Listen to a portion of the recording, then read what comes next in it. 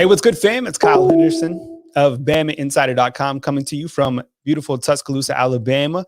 I appreciate you guys joining us. The call-in line is 205-850-0883. I'll connect that in just a few minutes.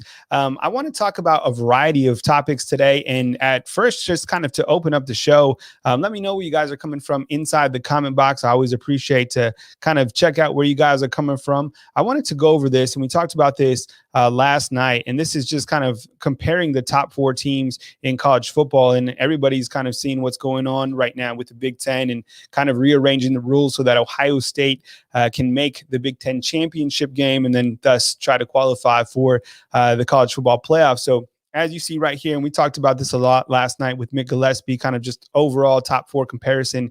And think about it like this. I mean, Alabama is set to play their 10th regular season game of the entire season.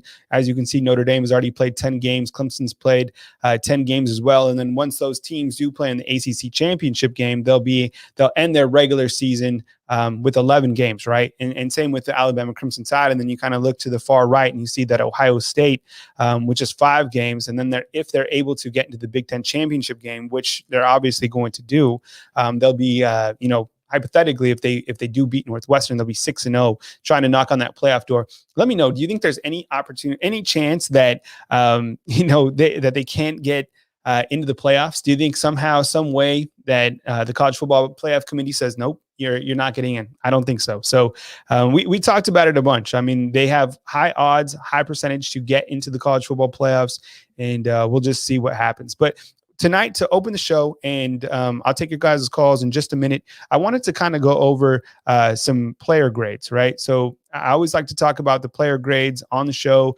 and I had actually I want to bring up this quick graphic kind of just to open up the overall grades, because I think snap counts paints a very good picture about all right, give me 1 second. I need to connect to the call-in line. I'll be 1 second. I'll be right back.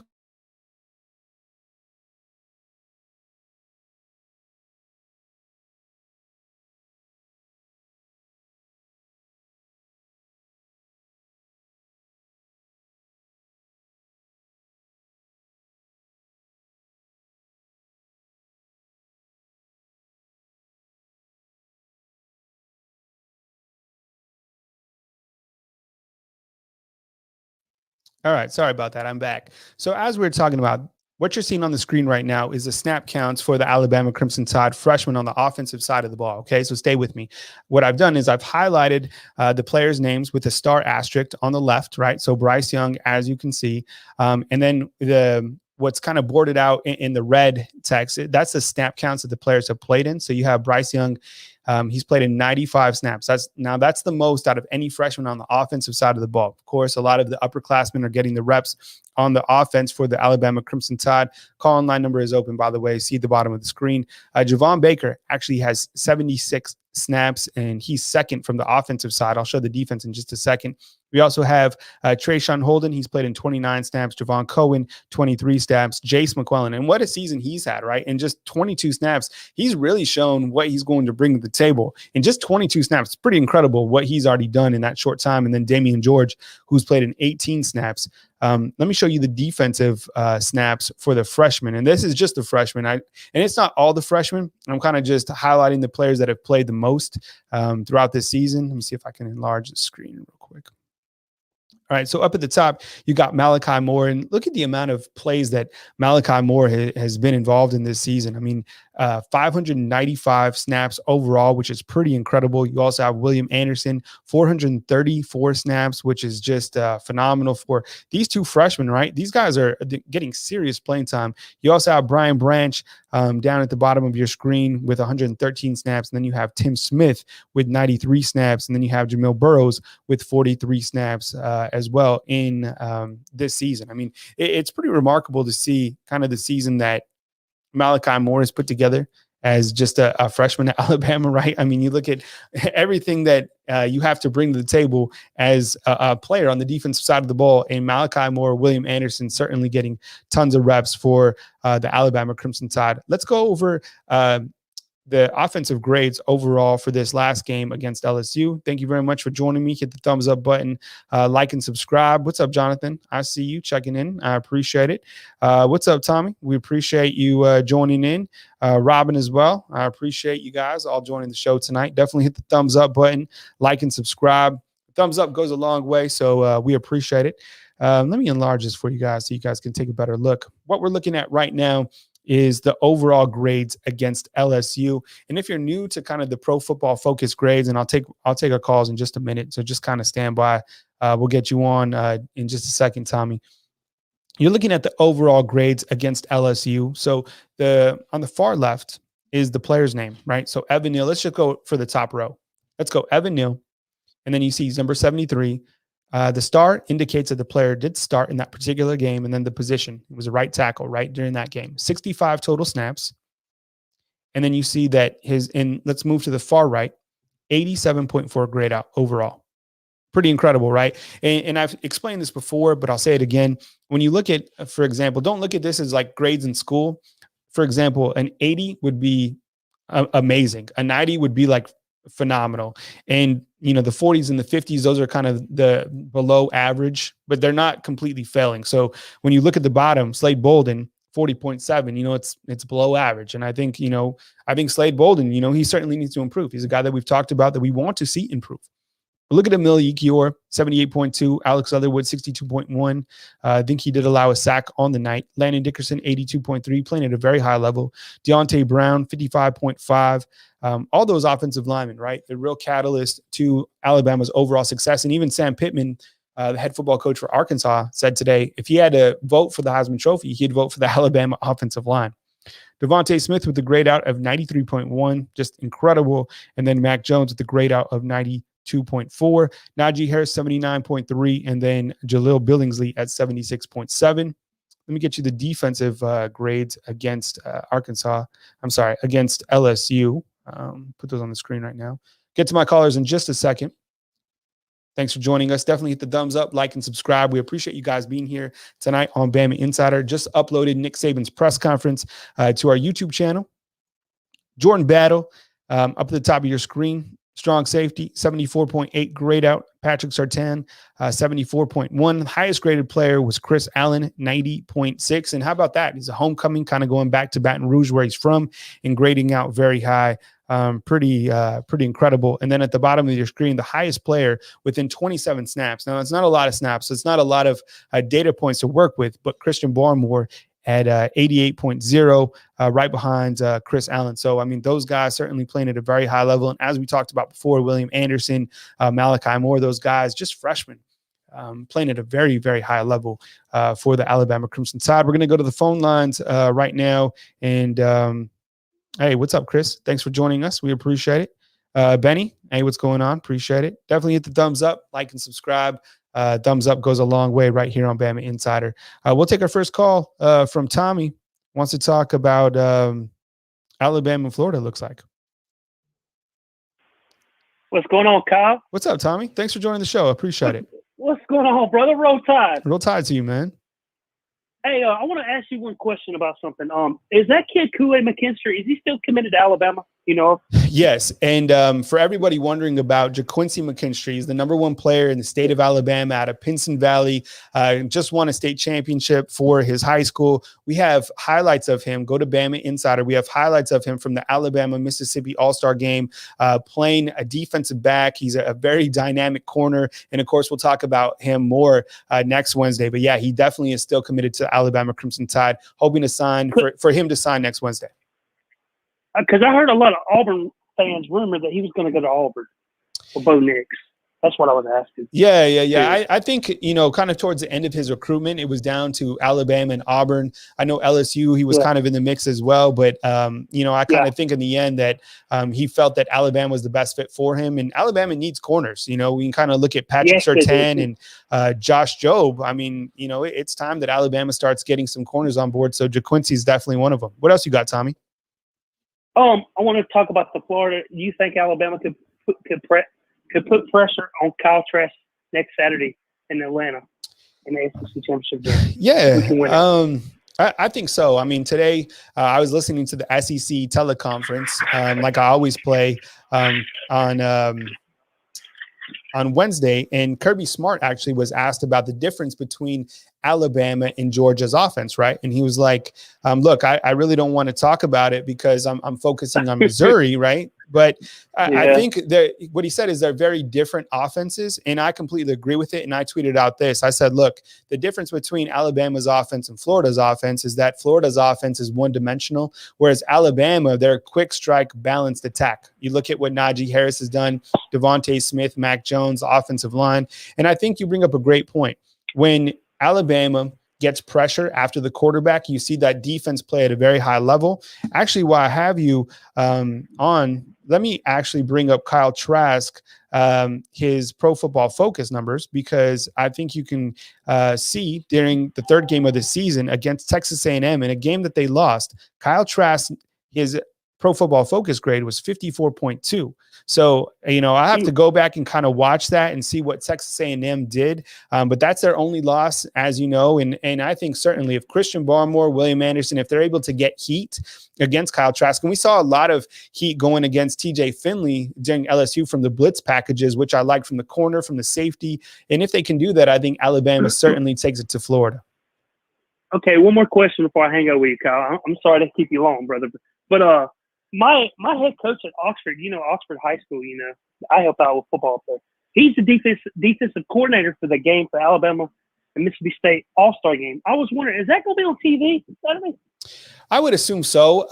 I'll get with Andrew and kind of, we'll tweet it out or put it on Bama Insider. But there's plenty of highlights. We have highlights from practice. So just go to Bama Insider and you can check out kind of the latest. We have highlights of Anquin Barnes, who looks fantastic. Kadarius Callaway, who's out of, Mississippi. He looks great. But Anquin Barnes, I'm telling you, he's only a 3-star. Kid looks phenomenal. And then, of course, JaQuincy and Ian Jackson and, all those other guys from the roster. I mean, they're pretty loaded down there. Yeah.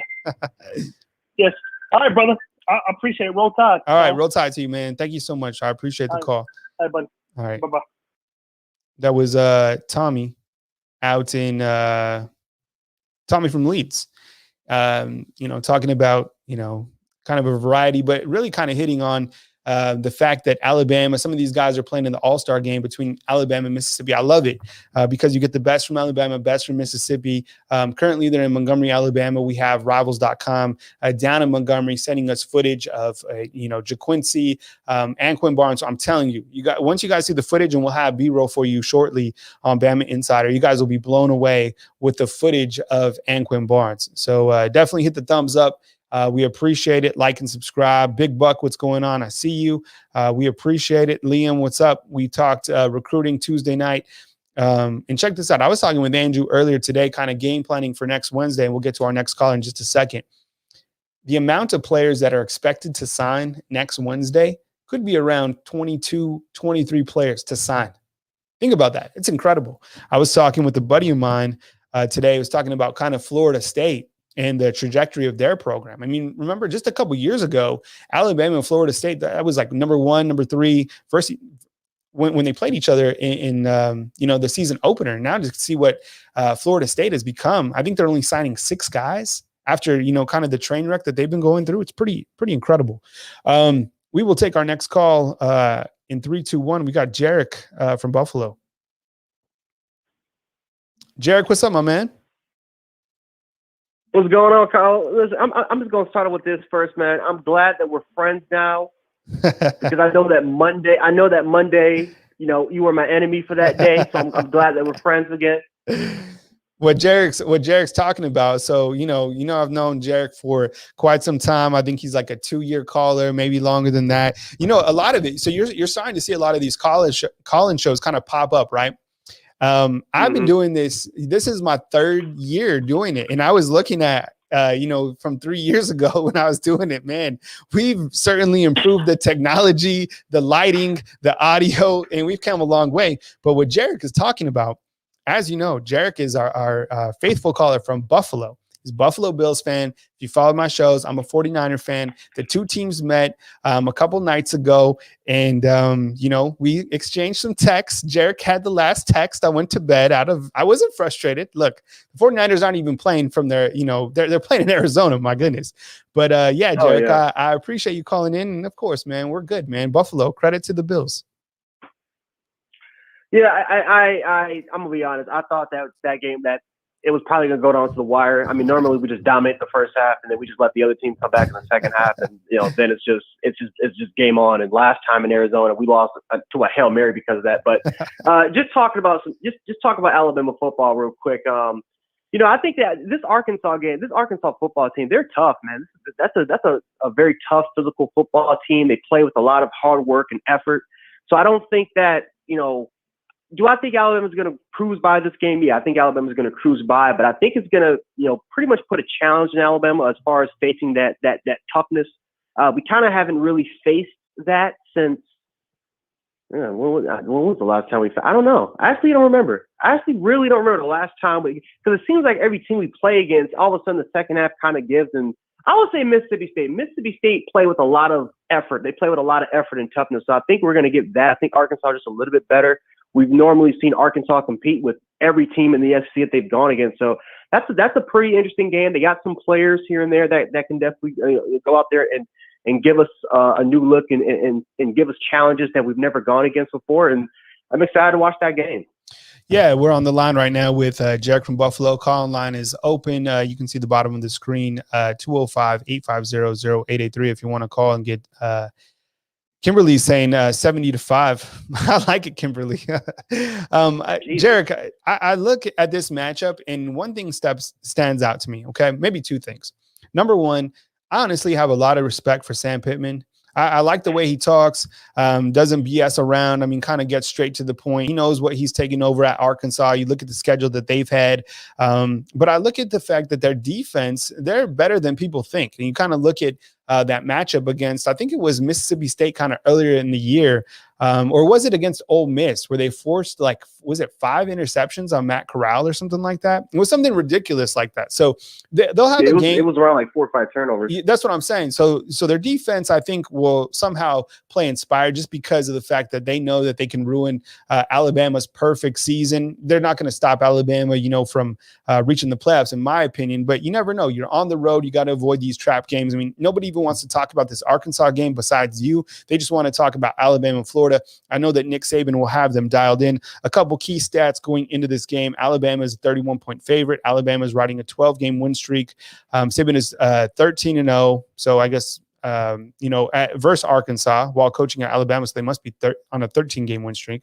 Arkansas has not beaten Alabama since 2006. So, kind of a lot of particulars going in this way. And, we've seen even Pittman said today that Felipe Franks is questionable for this weekend. I feel that he'll play, but Alabama certainly a 31-point favorite going into this game, which, I think could be a trap game. But Nick Saban does such a great job getting these guys up. And one of the things he does is get them to play to the level of themselves as opposed to the competition. Yeah, and it's not like this is like a perfect Alabama football team. There's a lot of things that this football team needs to improve on. So I don't think that, at least for this certain time, that Nick Saban is going to let these players off. I don't think that, I think the leadership for what we've seen before, even when Nick Saban wasn't there because he was off because of COVID, we've seen that this football team pretty much has what it takes to kind of lead themselves by example. I think that, guys like Dylan Moses and Mac Jones and Najee Harris and Vontae, but I think that this team at this point of the season, for what we've seen so far, has matured. The maturity level on this football team compared to what we've seen from the beginning of the season it's a huge difference. So I don't think that this is one of those games that we're going to let Arkansas potentially upset us. I don't think this is going to be another Ole Miss. I think Alabama knows that this is a very, very physical football team. I mean, Arkansas competed with Florida. I mean, Florida won that game, whatever, but they're a competitive, very tough football team, especially on the defensive side of the ball. I'm most impressed by their offensive line. From what we see from Arkansas's offensive line, that's the one thing that Sam Pittman said when he first got in there, is that one of the first things that was asked is, you're arguably the best offensive line head coach in the country. What are you going to do about this offensive line? I said, no, we're gonna go in here. We're gonna make them tough. first thing we're going to do. And Arkansas is extremely tough on the offensive line. I love the effort and fight that they got on the defensive side of the ball.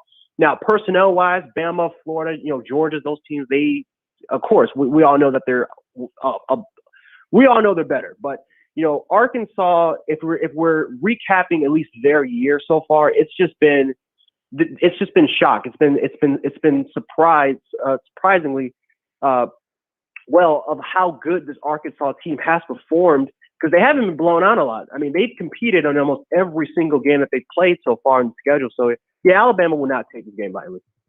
Now, I hate to do this because I just said that nobody wants to talk about Alabama and Arkansas, but I mean, the game is going to take place between Alabama and Florida, so we might as well dive into it, Jarek, while I have you on the line. Alabama and Florida will be the sixth meeting between the two for the SEC title since 1999. Alabama riding a 6-game win streak against the Gators. Kyle Trask, 230 at 322 for 3,200 yards, 38 touchdowns, 3 interceptions. Does Florida have the defense to stop Alabama? That's kind of the question that I have. Thank you very much, Big Buck, for the super chat. I appreciate you bringing it tonight. But, kind of when we turn the page to Alabama and Florida, what are the key storylines that you're looking at besides just Kyle Trask versus Mac Jones? Daniel Wright versus Kyle Pitts. Ooh, is Daniel Wright that's scary. Is Daniel Wright finally not gonna have a busted coverage assignment for once? I mean, listen, I want DeMarco Hellams to start. I think DeMarco Hellams is the better player, I think, for what we've seen them both from the football field. But we have seen Daniel Wright make plays. We've seen Daniel Wright give up a long touchdown, but then he'll come back and he'll have a forced fumble, or he'll make a play, maybe not make the sack, but he's the one that causes the plays and causes that disruption. So Daniel Wright in coverage assignments, especially because they're going to do it. Kyle Pitts, they normally match Kyle Pitts on the outside a lot. Florida, for the most part, they run a lot of 11, 12-man personnel. It's the closest thing to Mississippi State. Florida has a Mississippi State offense. They don't run the football at all because their offensive line is not really good at run blocking. And I don't think Florida and Demo is going to change. They run a lot of bubble screens and screen plays, and they'll do a lot of things to trick you. It's a very fun and interesting offense because we really haven't seen that much. I think this is a completely different offense that Alabama has seen. It requires a lot of discipline, though, and that's just going back to the Daniel Wright references. We have lost discipline sometimes in the secondary with Daniel Wright specifically. So I want to see Alabama play more discipline. The communication has to be key. You cannot beat Florida, especially with the way that the communication is. The communication needs to be on. It needs to be on high alert. We need to communicate in the back end of our secondary. We need to get pressure on the quarterback. Now, what Alabama has done is that, like you referenced, we've done a lot of exotic blitzes. We've sent the house. We have found creative ways to get to the quarterback without really having a 4-man front, right? This is not the 2015, 2016 Alabama defense where you can just rush forward. You don't even have to blitz, just rush forward. But we found creative ways to do it. It's interesting because Florida likes to run, they like to run 5-6-man receiving front. So, I'm very curious that's one of the storylines I'm very interested in is, Daniel Wright against Kyle Pitts. I'm very interested in seeing Kadarius Toney going against Malachi Moore, especially when they like to give Kadarius Toney a lot of screens. And especially because Malachi Moore is more of that star player. Is he going to be the type of player that's going to make a lot of disruptions when it comes to those key plays? And I'm interested in the third down situation. Man, Florida's one of the best teams when it comes to third down conversions. Alabama has gotten better at that, especially on pass defense. And what creative ways can we do to get to the quarterback and Kyle Trask? Because one thing that I'm starting to kind of look at, Kyle Trask doesn't really play well when he's pressured a lot. He doesn't play well. He's kind of hesitant. His footwork is kind of off, is a little bit off balance. And, when he plays well, he has a clean pocket. And I give Florida's offensive line a lot of that credit. But what kind of creative ways can Pete Golden come up in order for us to get to the quarterback? Yeah, we're on the line with Jarek right now from Buffalo. Call line is open 205-850-0883. See the callers in the call queue. We'll get to you guys in just a few. But I think you're right. Jarek, when we kind of look at this particular matchup, I think you bring up kind of a scary point in the fact that Kyle Pitts versus Daniel Wright, that's a mismatch. I mean, there's no two ways about it. Now, I think that DeMarco Hellams versus Kyle Pitts, I mean, anyone really versus Kyle Pitts could be a mismatch, just because we've talked about him before. I feel he's one of the most dynamic kind of tight end wide receivers, whatever you want to call it in college football, maybe the best one. I like the fact that DeMarco Hellams can kind of come up and lay the wood. Now, does he have the top end speed? He doesn't. But it comes down to who can make plays against Pitts. I think that's kind of an interesting matchup. And then I think you're right. I mean, what I noticed against LSU was they were kind of coming out with some blitzes that we hadn't seen before. I saw Job off the edge. I saw Daniel Wright getting to the quarterback as well. So if they can continue to get pressure on Kyle Trask, then I think Alabama certainly has the edge, just because I think that offense is so balanced that Alabama's had, and I don't really see Florida having the defense to stop Alabama on the other side of the ball. Jarek, I got to run to my next caller. I always appreciate the dialogue, man. Congratulations to your Buffalo Bills. They beat the 49ers, heads up. That was the strangest opening drive for both teams, getting stuffed on the 1 yard. I was laughing so hard when I was texting you, man. But thank you so much for calling in, and I'll catch up with you next time. All right, Kyle, no problem. All right, take it easy. My good buddy, Jarek out in Buffalo.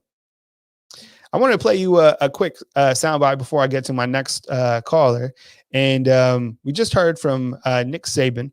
And, you can watch that press conference right here on our Bama Insider YouTube channel. But talked about one of, my favorite players since I've been covering the Alabama Crimson Tide, Jalen Hurts. I mean, when I first moved here, Jalen Hurts was kind of getting things going, and he was actually coming off a loss. And to see kind of how, his story is like a movie. I'll never forget being on the sidelines when he scored the game-winning touchdown against Georgia in the SEC championship game. When he came back, want to pipe in that sound real quick of Nick Saban talking about Jalen Hurts, and then I'll take my next call. Coach, thank you so much for taking the time. My question involves Jalen Hurts, who will be starting for the Eagles this week. Due to COVID, we haven't had a chance to meet him. It's all been virtual like this. So I really don't know much about him, haven't had a chance to talk to him other than these brief encounters. What can you tell us about his character, his leadership? And then he's walking into a unique situation where he's going to play for an established starter, and it's sort of a shoe on the other foot from what happened during his time with you guys. Can you talk to us a little bit about how he handled that situation? Thank you. Well, the guy's got great character. He's as fine a person as we've ever had in the program. He's a very good leader. He's a hard worker. He's well liked by his teammates. Winning was important to him, and he wanted to do whatever he had to do to, try to help his team have a chance to win.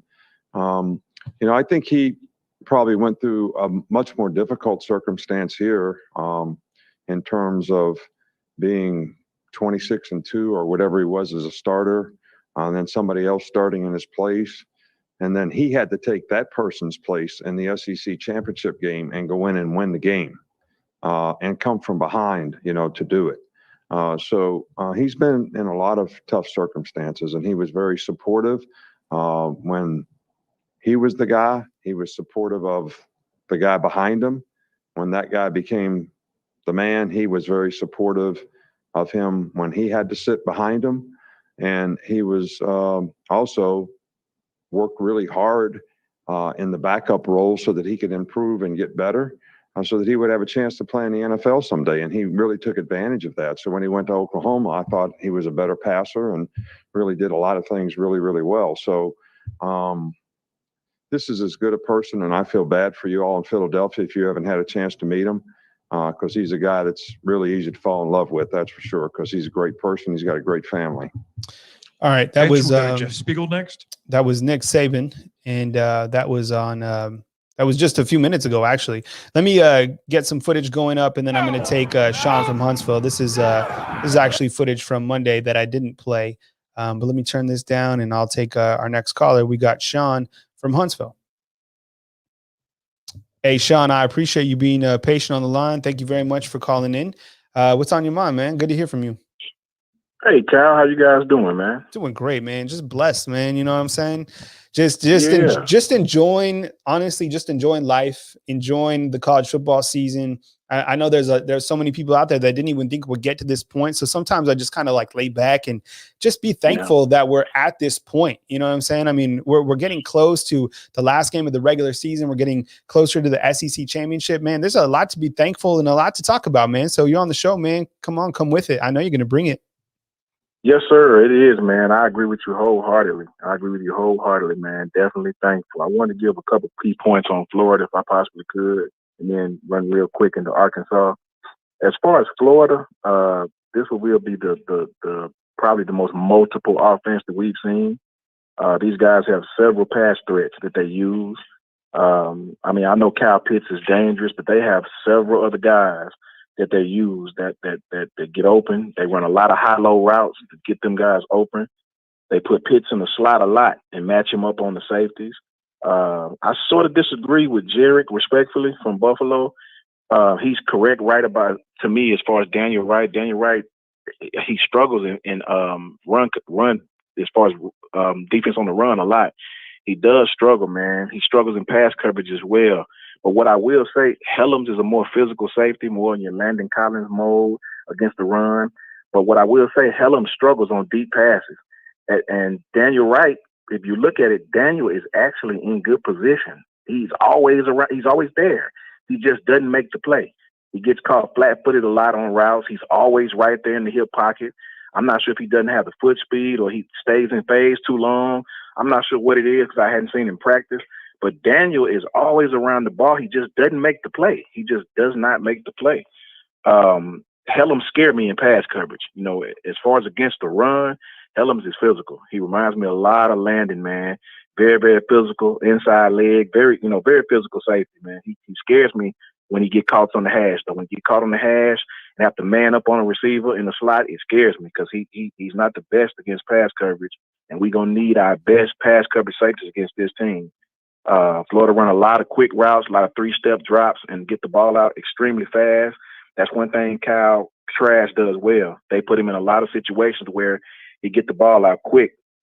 It's going to be interesting to see if Bama plays, if they play zone or if they man him up on third and long. It's going to be very, very interesting. If we get pressure on him, I think that like in agreement with Jarek, I think that'll be the best thing. But it's going to be very interesting to see how our safeties do against their other receivers in the slot. You know what I mean? On crossing routes or things of that nature. Yeah. If you really look at it, their offense does a lot of the same pass concepts as Ole Miss. A lot of crossing routes, a lot of high lows, a lot of pick routes.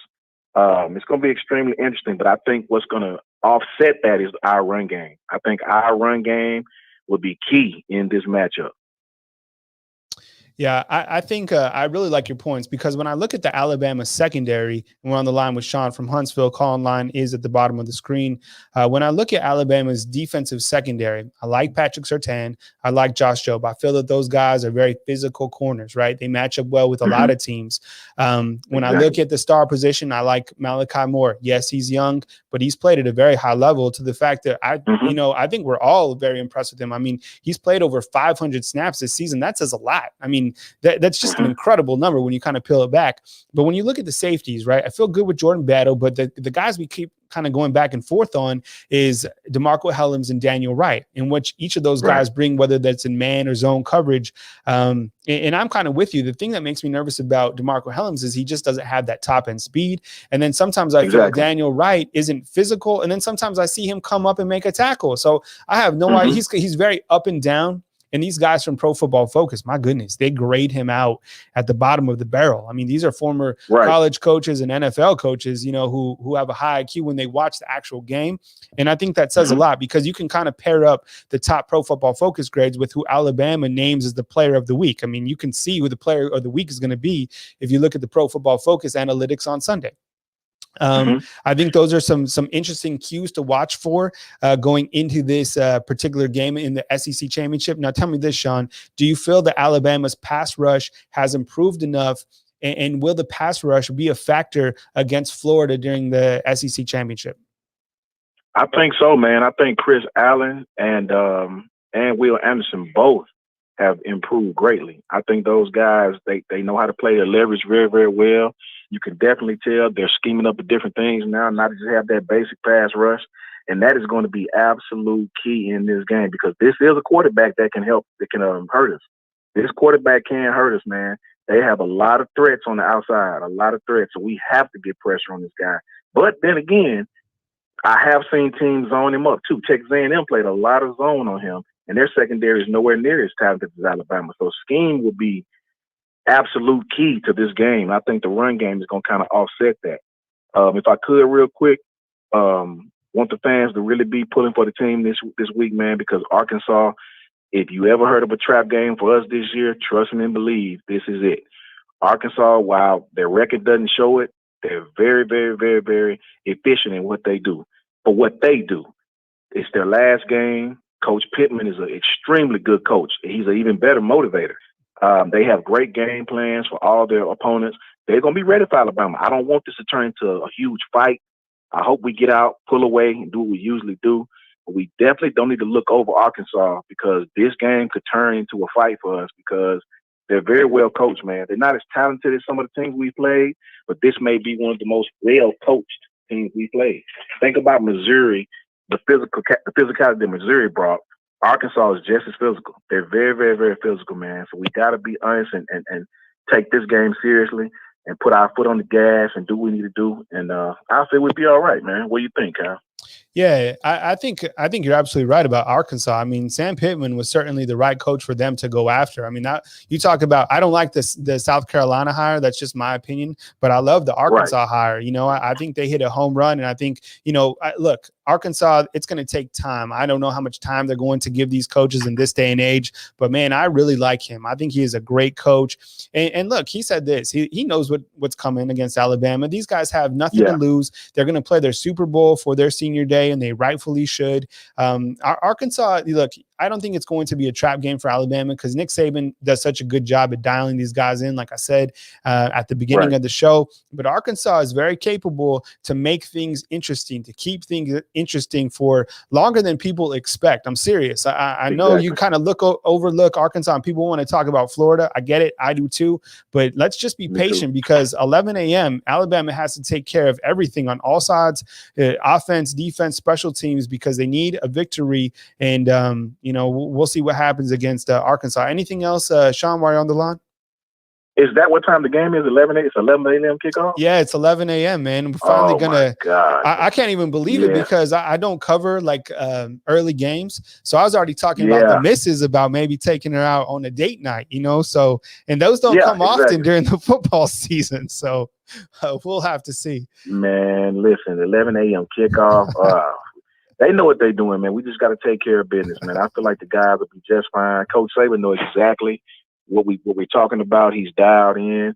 And with the senior leadership that we have, with all those guys, Landon and Devontae and Najee and Alex, I don't think they're going to let nothing crazy happen, man. So shout out to everybody in the chat. Shout out to Bone. I left you guys a little message today on the website. And, you know, you guys do a great job, Kyle. And as always, we'll continue to support. All right. Thank you very much, Sean. I appreciate it. That's Sean calling in from Huntsville, one of our favorite callers. Anytime I get Jarek and Sean back to back, man, I feel I'm in a good spot. You know what I'm saying? Those are my guys. They're always bringing it. So I love kind of the dialogue that they bring from the schematic standpoint. So those are like if I'm a baseball coach, that's my number one hitter and that's my number two or my number three. You know what I'm saying? Alabama versus Arkansas will be at 11 a.m., which will be interesting for a lot of us, right, that cover the Alabama Crimson Tide, because we're used to seeing them play, you know, whether that 2:30 to 6 or, you know, the 7 o'clock, the night games. I know you love Hotel California. What's up? I love Hotel California. Shout out to the Eagles. I love the Eagles. But, you know, those late games, they pay, you know, a toll. All right, we're going to take our next caller right now. We got Robert from Mobile, Alabama, wants to talk about Ohio State receiving special treatment. I can't wait to hear this call. Robert, what's up, buddy? Hey, man. Hey, you remember back in 2015 when Alabama lost to Ole Miss and because we couldn't figure out if we wanted to start Jacob Coker or what's the guy named Cooper Bateman, if you can remember that name. Yeah, we lost the game because they wised up and brought in Coker a little too late. And we had to spend the whole year listening to all the analysts on ESPN because at that point, the college football playoff was relatively new. And Alabama could not get into the playoffs unless Ole Miss lost 2 games so we can get into the SEC championship game. If we couldn't get our championship game, couldn't be in the college football playoff. Then the next year, 2016, Ohio State loses to Penn State, and they don't play in their conference championship. But all of a sudden, that conference being in the conference championship didn't really matter anymore. It was body of work, and Ohio State's body of work was just enough. Even though they didn't play in the conference championship, although you said Alabama had to play in theirs, Ohio State got in anyway. And okay, and of course they proceeded to get boat raced by Clemson 31-0 because they weren't that good of a team, but they had to get Ohio State in. And now here we are in 2020, and Ohio State doesn't have a cupcake schedule. They have a pancake schedule. There's not even enough fluff in their schedule for me to call it a cupcake. It's a flat pancake schedule of how easy it was. Because what would LSU do, Kyle, with Ohio State's schedule? Would they be a team with losing record right now if they played in the Big Ten? I think not. Yeah, that's a good point. You kind of take, some teams from the SEC. Let's take Tennessee, for example, right? I mean, what would their record be? And look, I didn't come up with this, but Tom Dienhart, who is good friends with Mick Gillespie, brought this up today on Twitter, and I thought it was an excellent point. Okay, let's just kind of reverse roles and say that Ohio State was 6-1 with the loss to Indiana. Indiana was 5-0. Would the Big Ten be rearranging rules for Indiana? The answer is absolutely not. Point is, they want Ohio State because Ohio State is the headline click, right? They want Ohio State because they want a taste of that playoff revenue, which they always get, right? And when and I talked about this before. I mean, this is on the Big Ten. They didn't have to postpone the season. They could have started up the season or at least just kind of taken the route that the SEC, the ACC, and the Big 12 did. And now look where we're at. And now they're breaking the rules. They're going to vote in favor for Ohio State to play because of a tiebreaker rule. So they're going to get to play Northwestern. They're going to beat Northwestern, even though Northwestern is kind of salty. That would be amazing to see. But Ohio State and Texas A&M, they even have an opportunity to play right now. I know it won't work. They won't go for it, but wouldn't that be amazing to see? At least they would give us not a bad taste in our mouth that, okay, you get to play a pathetic pancake schedule and you only play 5 games of it, and you're only playing the conference championship, but you get to just walk into at least if they played A&M and was eligible then to play in their conference championship game, you wouldn't feel so bad about them playing Ohio State playing fewer games than Alabama, Clemson, Notre Dame, all the other schools that are in there. But nope. Because they can't do that because then they wouldn't allow Nebraska to schedule an out-of-conference game to make up for one of their games, I believe. So now you can. So even if you did want to schedule Texas A&M, that means you have to break another rule to put Texas A&M in there. So you get to break the rules for Ohio State, and it's really getting to be just ridiculous. I mean, it's wrong. It'd be one thing if they wouldn't be screaming all this at Alabama. I can remember a couple of years ago when the tour was playing for Alabama, they were talking about our strength of schedule wasn't all that good. And who's Alabama played? And who's Alabama beaten? Notice how they're not mentioning any of that with Ohio State anymore. Now strength of schedule doesn't matter. And we heard one commentator here say, well, heck, if that's the rule or the new rule, all you have to do is just look really good, beating a few teams or some of these teams. Well, then why don't Alabama just schedule 5 cupcakes, skip the rest of their season, beat on them horribly, and then the SEC declare them SEC champs or put them in the SEC champs and just let them go to the playoff every year. Let me ask you this, Robert. When we look at Ohio State just as a team, I'm sure you've watched them. I've watched them a couple times this season. I watched them against Michigan State. I watched them against Nebraska in the opener. I feel they're a good team, right? I don't feel that we have a lot of data points to kind of compare them to other teams, and maybe somehow the College Football Playoff Committee will feel the same thing, but I doubt that because they have a high ESPN, predicts them with like an 85% chance to make the playoffs, and if they beat Northwestern in the Big Ten, there's no way that they get left out. Do you think they are at least a quality team? Do you think they match up with let's say Clemson or Notre Dame at this point? I mean, I guess are they better than Texas A&M, because Texas A&M beat Florida? So when you're comparing maybe Ohio State, Texas A&M, Florida, where do you put them? I think they could be. I think they from what I've seen, they look like they could be a top 4 team. But like you said, that's why you play the game. In the NFL, the Steelers look like they should have been miles or better than the Washington Redskins. But the Washington Redskins won. That's why the year that Penn State beat Ohio State, the smart money was on Ohio State, but Penn State won. So the old thing, you got to play the games for everybody to know you're better, right? Instead of us just thinking you're better. Right now, we have to think they're better because they haven't played enough games for us to know they're better. And I tell you what, it would have been nice is for them for college to just scrub all the championship games and just go with the 18 playoff.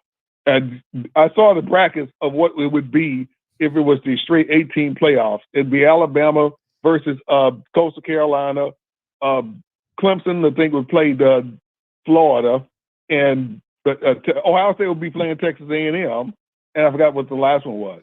Well, but that's what you have right now. Then nobody would have an argument with that.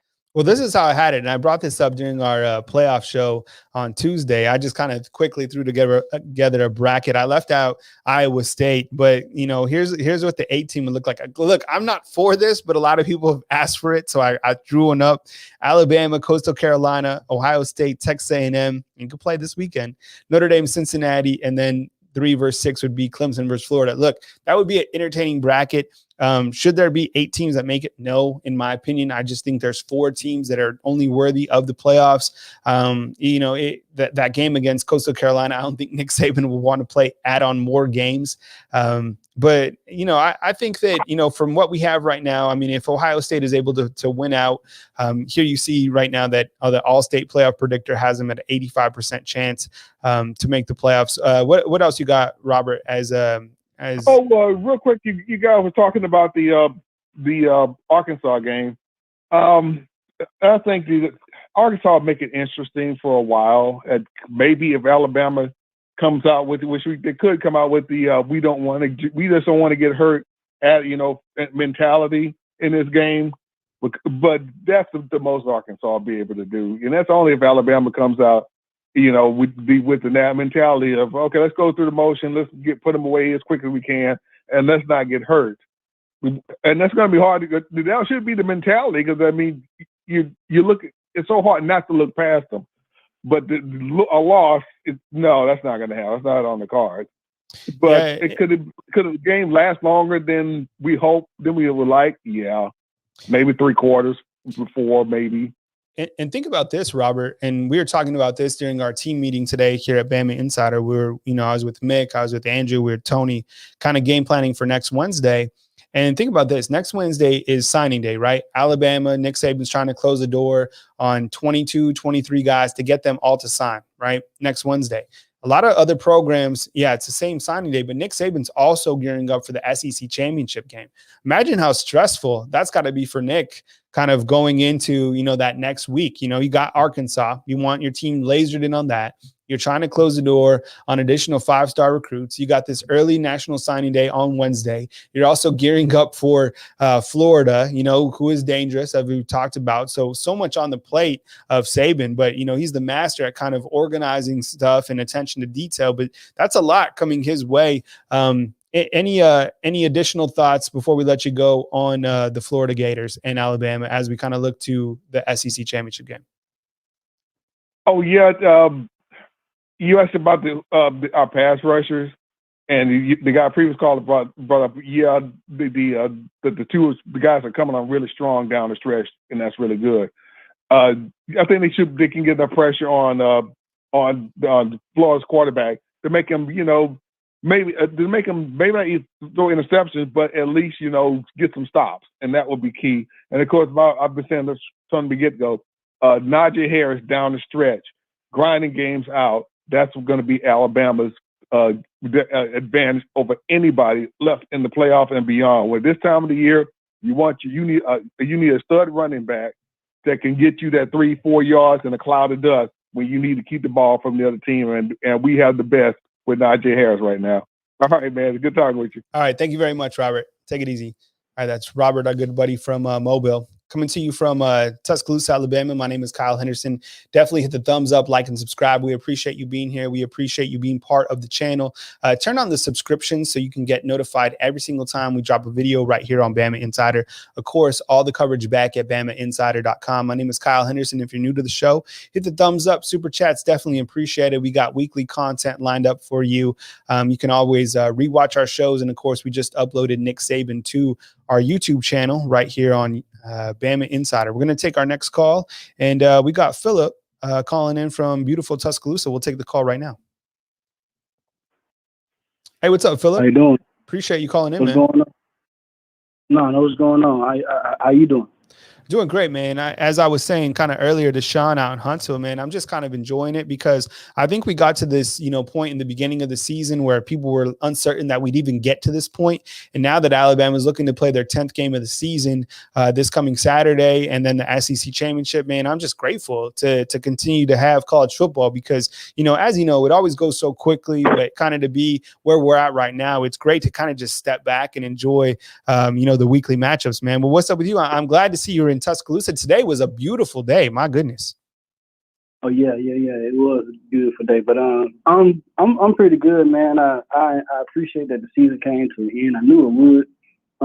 Once we got about midway, I kind of figured that they would do anything that they could to keep the schedule going. Now, what I'm really surprised about is that the SEC didn't have an outbreak like the Big Ten has had, and other conferences that I've seen.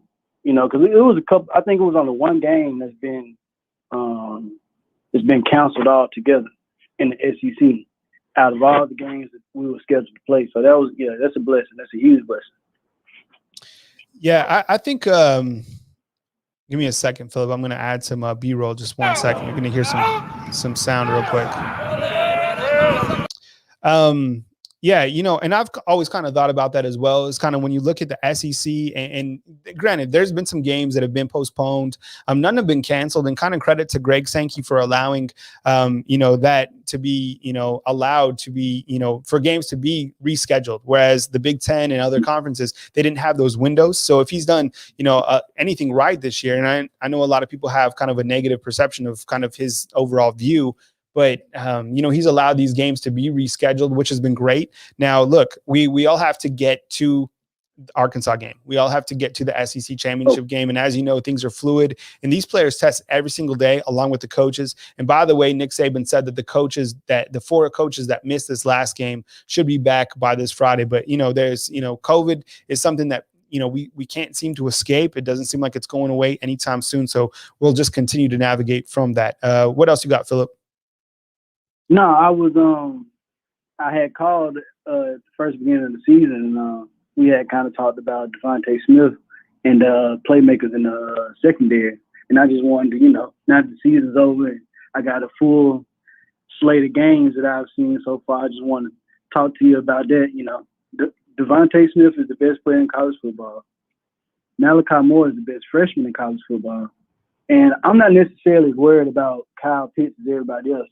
At the end of the LSU game, I seen all I needed to see. Ed Gilbert is probably the most talented tight end in college football. Yeah. And Patrick Surtain just went up and, little boy. Now I know Kyle Pitts, he's more of a developed player as far as, playing games and getting reps in the SEC. But I think I'm not necessarily as worried about Florida being a threat as other people are.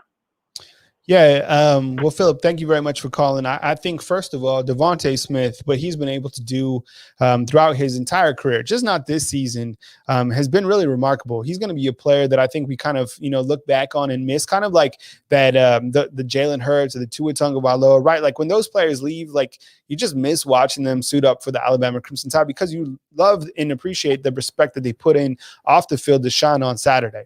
Devontae Smith, I think we got a taste of it during his freshman season when he caught the natty and everything that he's done up to this point. I mean, look, he's surpassing Amari Cooper. He's surpassing, Julio Jones, all these guys in terms of stats and kind of the notoriety that he's putting on at Alabama. Who would have thought that after Alabama lost Henry Ruggs and Jerry Jeudy that you have, Devontae Smith just step up another 1,200-yard season? I mean, how many touchdowns is he going to catch for, right? I mean, he's already at 16 total touchdowns. I mean, could he get, 25, 30? Who knows? I mean, there's still a lot of football left. And then you hit on Malachi Moore. Malachi Moore, just an incredible freshman, over 500 snaps, right out of the Birmingham area. And to see how he's kind of blossomed from the start to the end of the season has been fantastic. A lot of people feel he's kind of like a mini Minkah Fitzpatrick. I love that kind of comparison because he plays, at such a high level. Love what he brings to the table overall. So, there's a lot to be positive and to be thankful about when you look at kind of, Malachi and Devontae. And then with Kyle Pitts, look, the kid is incredible. I mean, he just completely brings it. He's going to be tough to stop for anybody in college football. And I think just like you said, Eric Gilbert and Kyle Pitts kind of cut from the same cloth. And how about some Jaleel Billingsley? He's kind of like a younger version of those guys, maybe. Maybe interesting to see, even though I think he might be the same age as Eric Gilbert. I'll have to check on that. But anything else, man? Give me your final thought, Philip. Oh, well, final thoughts, I would say hopefully Sark is around for another few years because I think he's been a key to the offense being what it is. I think defense, as far as our D-line, if our D-line starts to come on a little bit more, I'm not saying like we get a little bit more inside pass rush, like from DJ Dale and other guys. I think we'll be even more elite. I think it's coming because the light turned on for Will Anderson, the lights turned on for Chris Allen, the lights turned on for Christian Harris. I think everybody on the defense is playing well. It's just a couple guys, like Coach always say, one guy missing assignment or one guy make a false move in the defense that we play. It kind of throws off everything, So if we can get our communication down a little bit better, and we could be faster as far as getting that message out to the team, to guys, that's a touchdown off from the LSU game. And if we can get more of a pass rush from the inside, so that quarterbacks, when they step back up into the pocket, they don't have more time. And I probably say that's about it. Oh yeah, and what's our wide receiver coach name? He deserves a lot of Holman Wiggins. Higgins, yeah. He's absolutely amazing. Absolutely amazing. But that's all I got to say though. All right. I'll let you have it. All right. Thank you, Philip. We appreciate it, man. Thank you for calling in. That was Philip from beautiful Tuscaloosa, Alabama. Hey, Hotel California, we see you in the comment box, man. It's all good. Got love for you, man. Just keep it clean. It's all good. Next on the line, we got a couple more callers. And I see you guys inside the comment box talking about Bryce Young. See you guys talking about Paul Tyson, the younger quarterbacks at Alabama. I know that we talked about Bryce Young earlier in the week. I put up a video kind of asking about your assessment. I mean, the kid hasn't even thrown 20 times. I get that, but Nick Saban was asked about Bryce Young, so I wanted to get a video to kind of just pair it up with that and just kind of get some early observations. But again, only 95 snaps. He's only thrown the ball 18 times. So in my opinion, let's give him more of a sample size before. I want to see him throw 150 balls before we can really make an assessment on him. Right now, we're going to take our next call, and we got Skip from Tennessee. Wants to talk about the Arkansas game coming up and Florida, of course. So let's see what we got from Skip in Tennessee. Skip, what's up, man? What's up, man? Thanks for taking my call. Geez, I don't even know what to say after all these good calls, man. Between you and the callers, y'all got it covered, man. This is the best Bama show on the net for sure. But as far as Arkansas, man, I think we'll take care of business. I mean, that's obvious. But I think Najee needs to get geared up for this Florida game because he's going to be the guy with that offensive line that can, limit the possessions that Florida can get, so they don't out there. It's not like a track meet. Yeah. So just keeping him healthy, but, and also I'm going to be watching the physicality in the game because the LSU game, the boys are ready for blood. They had blood. They had a taste of blood in their mouth. They just came out there wanting to whip them boys and, trying to match that intensity from week to week. I mean, it is tough even for teams like Alabama. And I know they're big favorites, but they got to come out and smash them boys. They got to come out with that same physicality they did to LSU. Don't let up, but don't make it too complicated. You know what I'm saying? Get in, get out, get the W. Rest up, get to Florida, and same thing with Florida. The man I'm gonna be watching is Najee Harris in this game with the Florida game. Same kind of formula. They got to get in, let the offensive line take over the game. Don't get too cute with the passing game. I know we're elite through the air, but when you're playing another team like Florida, you know what I'm saying, that can air it out and score their points like they do, the pass happy, you got to limit them possessions and just grind at their defense. Just make their defense quit. You know what I'm saying? And we got the offensive line to do it. What do you think about that kind of formula? Do you think we're going to go with that kind of formula in the next 2 games? Yeah, I love this, Skip. Great call, by the way. And I appreciate you calling into the show. And thank you for your words on the show. We try to provide a lot of content here on Bama Insider. So thank you very much. I love that. I mean, getting Najee Harris. And one thing that I really like about Alabama's offensive attack, besides that offensive line, is the ability that Steve Sarkisian has to really make this team balanced, right? We saw in the beginning of the game, and this goes right to your point, right? Alabama put up 45 points against LSU, right? And I mean, they did it pretty much at will. They had drives of 116, 117. I mean, it's getting to the point where Mac Jones was just tossing it up to Devontae Smith touchdown. But in the second half, what Alabama did is what they could do to Florida if they wanted to, is they controlled that time of possession, right? You could distribute the football to Najee Harris, and Najee Harris is clearly a back that can carry the football 25 to 35 times if he needed to. I know 35 times, that sounds ridiculous, but you get what I'm saying. Maybe 20 times more realistically, and really carry the rock and kind of take the air out of the game. And Alabama has the ability to do that. I don't think, that Alabama wants to get in kind of one of those Ole Miss games again, where they're having to go back and forth, up and down the field. You just don't want to see that. I mean, it was 63-48 when we rewinded that game. Alabama had 750 yards of offense. I don't think Alabama wants to do that. And I think going into this game, Steve Sarkisian will rely on Najee Harris. But, the other thing is, if it does turn into a track meet, I still don't think that Florida will be able to outshoot Alabama because of the fact what you're just saying. Alabama is just too balanced. And if Mac Jones can stay upright, if he can stay healthy, they win either way. But do you take the air out of the ball or do you beat them in a shootout? Either way, it's kind of, pick your poison with Steve Sarkisian. Yeah, for sure. But yeah, even Brian Robinson, he running angry, man. He running like he mad at somebody. I like that. Like, you get them two going with that offensive line. That's how you got to ground them boys up. I mean, the defense is pretty good. Florida's defense is pretty good. But man, matched up with our offensive line, I mean, I think that's where we got the advantage. And as far as the inside pass rush, the other callers talking about that rotation that we got, that depth on the D-line. We just need to rotate them boys in, especially number 50. I like number 50. He a dog down there, and he hungry. He want to eat.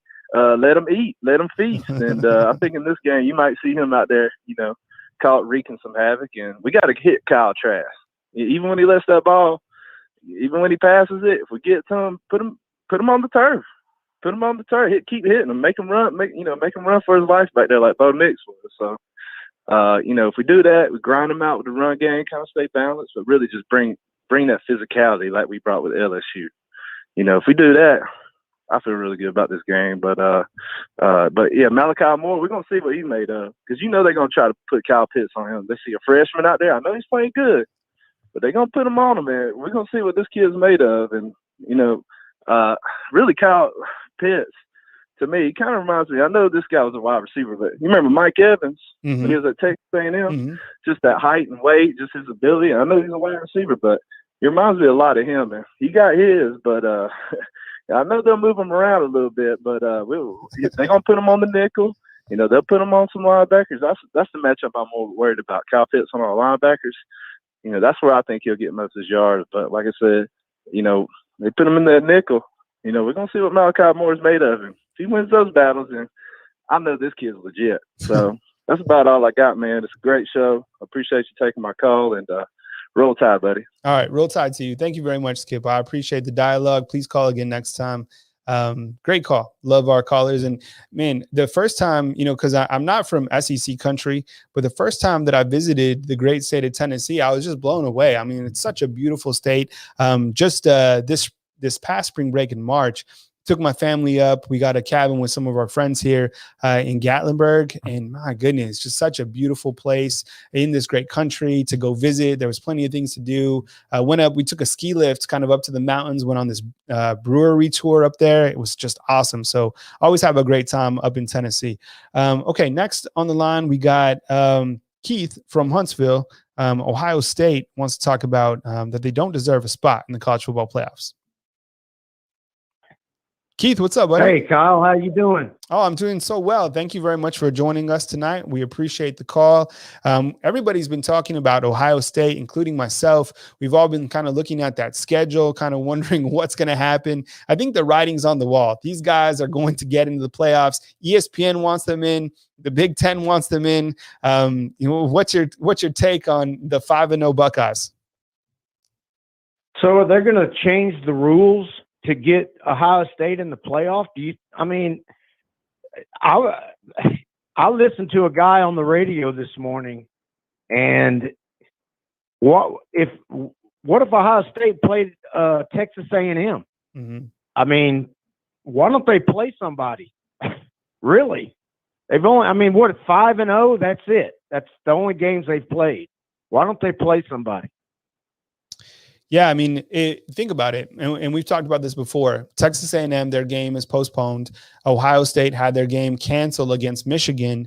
Those two teams are available. So you have the number 4 team and the number 5 team available just days, prior to this weekend. And, theoretically, we could see what Coastal Carolina and BYU did was just kind of man up and play on short notice. I would love to see those teams play. And I think those are the two teams that everybody has question marks about. And it would kind of settle itself because we know that only 4 teams, there's only 6 teams that are really deserving to make the playoffs. And the one that we have a biggest question mark is about Ohio State. Look, if they go and take on Texas A&M and beat Texas A&M straight up, then I think we all would agree that Ohio State deserves a playoff spot, right? I would be like, hey, look, they somehow, 5 games, but they were able to beat Texas A&M, who beat Florida, whatever. Let's get them in the playoffs. Okay, so be it. But now they're not going to play that game. And the Big Ten is going to rearrange the rules so that they can play Northwestern in the Big Ten championship game and then move on into the playoffs with only 6 games on the season. Now, I put up the team comparisons prior to this call, and Alabama will have played 11 games, same with Notre Dame, same with Clemson, whereas Ohio State will only play 6 games and get into the playoffs. What do you think about Notre Dame? Look, I've been critical of Notre Dame. I've talked about that before. I think that Notre Dame is having a great season. I think what they were able to do. Anytime you string along this amount of games in a row, it's impressive to me, right? And I think everybody would say that as well. But I think that, in my opinion, I just don't think that Notre Dame is going to beat Clemson head-to-head when they play for the ACC championship game.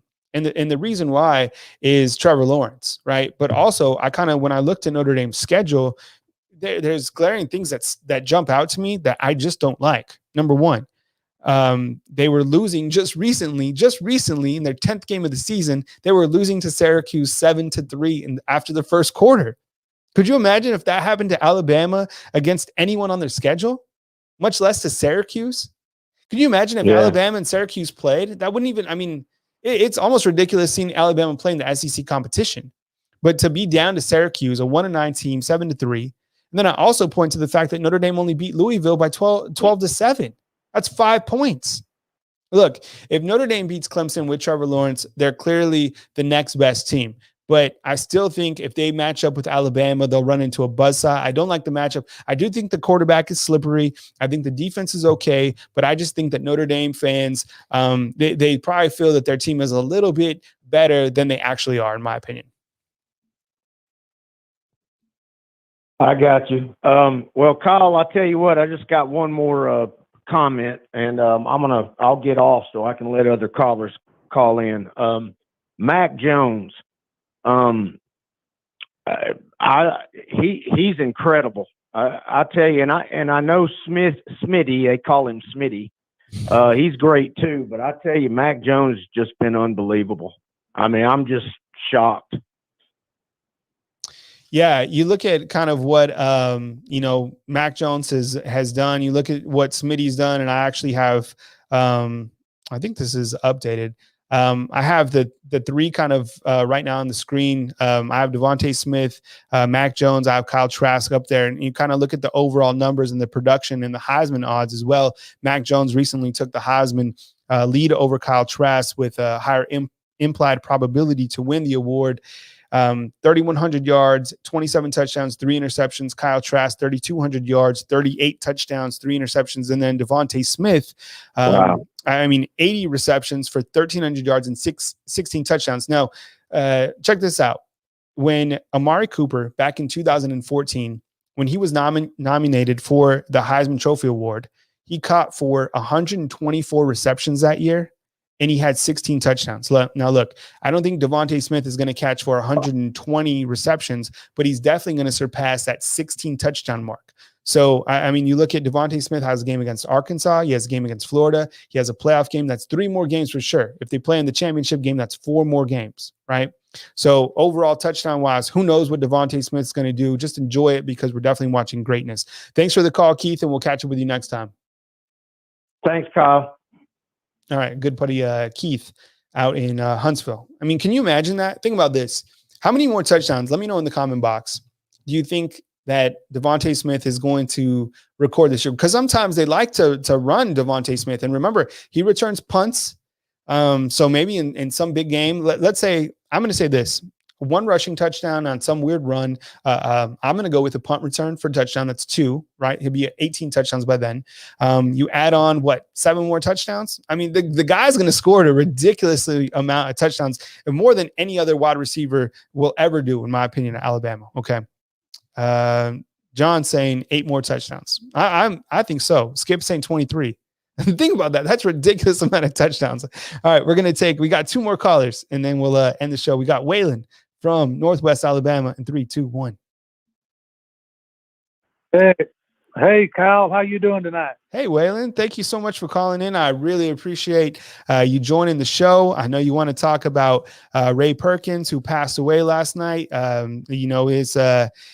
was big. Nick Saban talked about Coach Perkins and, had some things to say about him that was paying his condolences early on. And why don't you start there? Because, kind of when we look at, the coach and the player, the All-American, the athletic director, I mean, talk about a guy who was completely well-established. I don't know anything else to put with it except for the great story your producer told me on the air.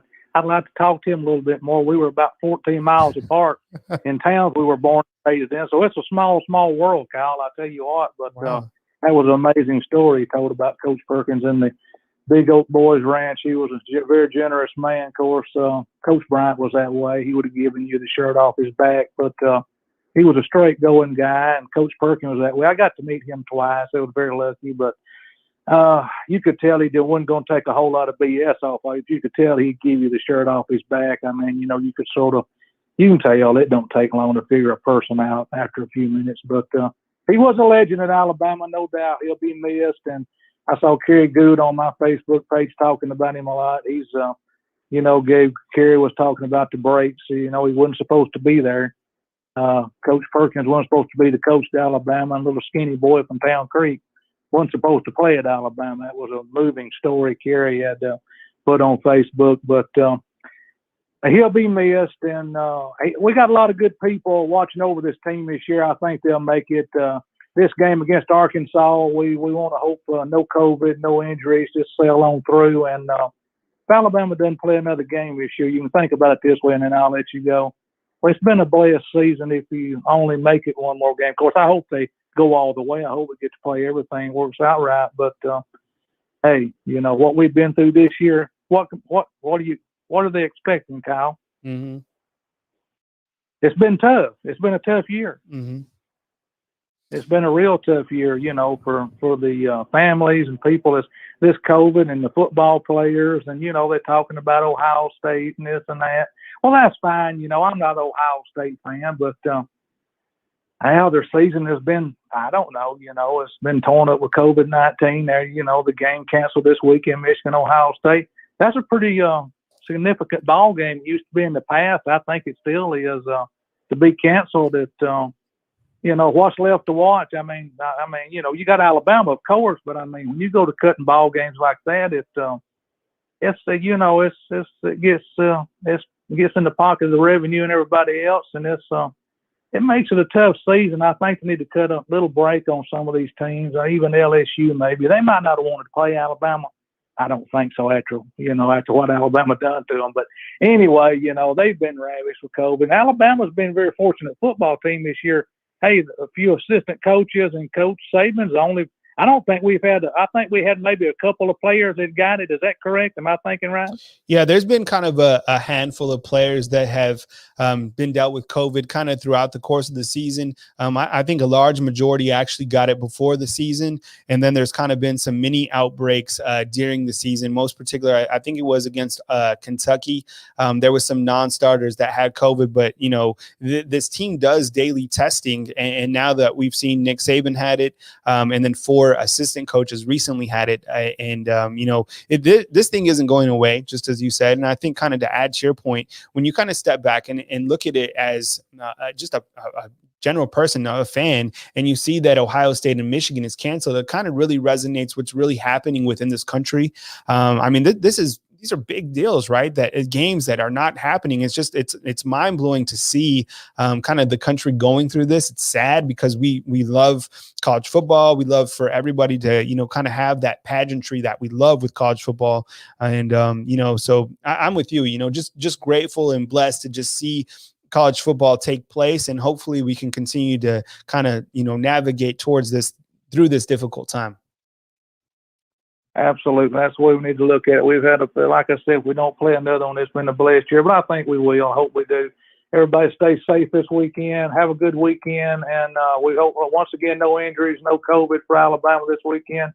And hope we get to meet Florida over in Atlanta. I hope I don't think Florida will be able to beat Alabama. I believe they'll give them a good football game, a couple of quarters, but I believe Alabama's too much talent, too deep, too in shape. I believe by the end of the third quarter, Florida will wish it never showed up. We'll see, though. But anyway, thanks for taking the call, Kyle. Have a blessed holidays. Happy New Year. And we'll talk to you later on. Okay, my friend? Be safe. Thank you, Waylon. All right. Our good buddy Waylon out in Northwest Alabama. I love when Waylon calls. Just like good vibes, right? You got to talk about people who have good vibes. Check this out. So Charles just asked an interesting question. We got one more caller and then we're going to end tonight's show. Let me see where he got it. He posted this on the comment box. Can Mac Jones play another year? All right. I'm about to blow your mind with this. Okay. Mac Jones, does anybody know how many more years that he can play at Alabama? You can play 2 more seasons if you wanted to, because this season doesn't even count.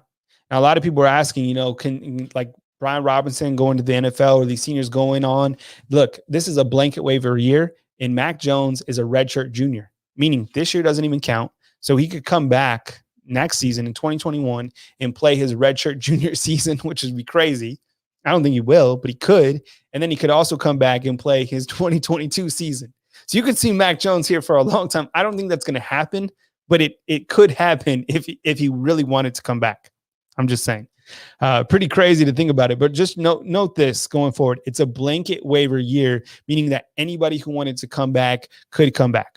And we got our final caller of the night. We're going to take it right now. And that's Chris from Birmingham. How you doing, Kyle? What's up, Chris? How you doing, man? It's all good. You always do as well talking about Bama football. Let's see. I guess I really just want to discuss 3 things. First, I'll start off with our issue. I feel like we have on our team. The issue is, I feel the issue really, all we really have left is just to play the perfect defensive game. Like you kind of have a feeling like we should have held them scoreless in the last game. But we still managed to like edge them out anything now. And honestly, pretty much, I guess that all starts up with it starts up front with the defensive line. If we can just get a consistent basis of pass rushes, and not have a quarterback just sit back there and play jacks. We probably could actually play our best game, as Coach Saban would love to tell us about playing our best game. Second would probably be can you believe T-Bob Abaird's rant he had on his show Off the Bench? I mean, I've never seen something so rhetorically filled, something that's so nonsensical, pointless, and it's almost feel like you're projecting your inner feelings. He said that LSU right now said they're grease. They have art. They have a, I guess, a sense of this appreciation that Bama fans have appreciation. Now, don't you appreciate what we have? I guess. I mean, even if we aren't like winning, like they aren't like winning, going to, because he said apparently we have an unreachable goal constantly, just going to the biggest game in the actual the college football playoff. The national championship. And I'm like, we were happy last year, I thought, right? Obviously the ultimate goal is to win it all. But I mean, I was settled with going 10-2 in the regular season and beating khaki pants in Michigan for a New Year's Six bowl game. How about you? I mean, hey, I mean, you take what you. I'm sorry. You take what you take what you can have. I mean, I would hope none of us are spoiled Bama fans. I mean, it doesn't make no sense. Like, so, if anyone's seen Bama shop talk, I think Tony Brown put it the best. He said, a former Bama defensive back said, "It ain't no fun in losing." Right, and then you kind of revert back to when Nick Saban was asked if he's tired, and he's like, "What? Tired of winning?" Right. So I mean, the thing is, look, Alabama was on a completely different level from even a lot of these programs across the country, and that's why I keep saying, kind of pointing the finger at Notre Dame and kind of where Notre Dame is and where Alabama is. You look at where Texas A&M is, look at where Alabama is. Look, I think when you kind of look on the graphic right here, I think Clemson is one of the only teams that is kind of maybe rivaled what Alabama has done over the last 3 to 5 years, just because they're consistent. Up in the upper echelon, but none of these other programs are. They need 5 more years to be that consistent, though. That's what I'm saying. I mean, that's a great point. I mean, look at what they've done under Nick Saban. I mean, that's why it's ridiculous. And you look at the fact that, like, LSU just last year, you kind of look at this season, this magical season that they had, and everything that's happening right now, just a complete train wreck, a complete travesty over in Baton Rouge, and kind of the icing on the cake, is Eric Gilbert opting out. I mean, that's what Ed Orgeron said. He said this, that they're going to have to re-recruit Eric Gilbert, which is just mind-blowing. I mean, I think, landing spots, definitely Georgia fans are probably like, come on. But the thing is, Georgia do they have a quarterback to get them the football? That's maybe a different show for a different time. Chris, give me your final thought, man, before we bail out. Final thoughts on the Arkansas game. You have to play our best ball. Here on out is just the road to win them all. The best, and the only real way to go is to start with your very first opponent. You got to dominate on all facets of the game, special teams, offense, and defense. And honestly, most of all, just have fun out there. That's all I really can say. All right, Chris. Well, thank you so much for ending the show, man. We appreciate it. Definitely call in next time. It's always great to hear from you. Same with you. Roll Tide, Kyle. All right, roll tide to our good buddy Chris out in Birmingham. Well, fam, I appreciate it. Thank you very much for joining me on tonight's show, coming to you from beautiful Tuscaloosa, Alabama. I appreciate you guys hitting the thumbs up. The super chats always help. I appreciate John behind the glass taking the calls and making sure that everything runs smoothly right here on BamaInsider.com. Got a ton more content coming your way throughout the week. We got Mick Gillespie and Andrew Bone coming to you tomorrow on Thursday, December 10th. Kind of talking about from high school to the pros. And then remember, next Wednesday is signing day. Alabama signing probably 22, 23 guys all in one day. We'll have that completely covered back at BamaInsider.com. Alabama, 31-point favorite against Arkansas. That game will be Saturday at 11 a.m. Definitely join us for an early watch party. We'll have some brunch together. And then after the watch party is the post-game call-in show right here on BamaInsider.com. Hit the thumbs up, like, and subscribe. We appreciate you guys being here. Thanks for being a part of our almost 42,000 subscribers right here on YouTube. Have a beautiful night, and I'll see you soon back at BamaInsider.com from Tuscaloosa, Alabama. Good night, everyone.